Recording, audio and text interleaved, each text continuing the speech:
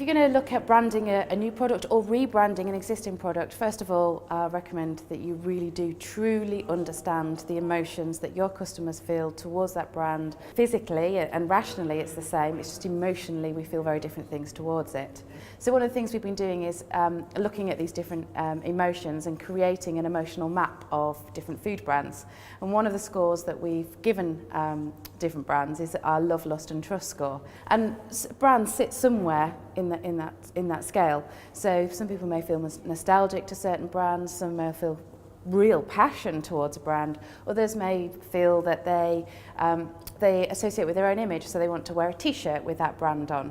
And every brand is different, and what's really important is for brands to understand just exactly where they sit on this full emotional map, because you can't really do marketing with emotions by guessing. You can't guess what those emotions are. And the other thing is that you can't ask people what their emotions are, because that's them rationally telling you.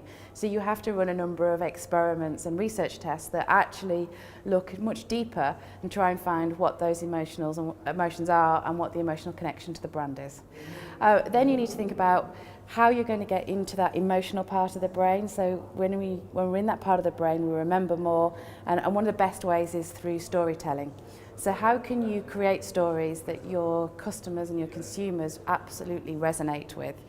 And then when you've done that, how can you bring those stories to life? Is it through social media? Is it through influencers? Is it through traditional advertising and PR campaigns? So I heard KFC speak at a conference last summer, and they were talking about how they'd been through a total rebrand. So they'd become up against challenges and negative press headlines, and they had to work out how they could combat this, as obviously there was a sales impact on this negativity. And so they employed psychologists and neuroscientists to help them understand that relationship that their consumers had with their brand.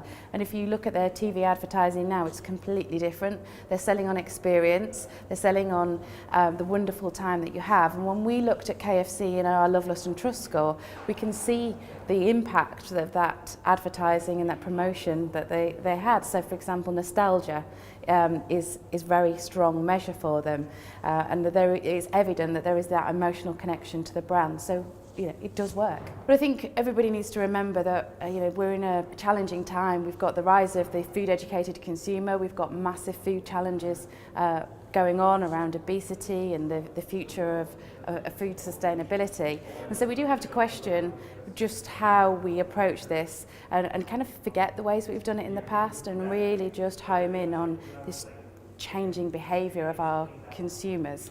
And we must never forget that the best moments in life happen around a table when we're eating and drinking with the people we love, and we cannot let marketing spoil that.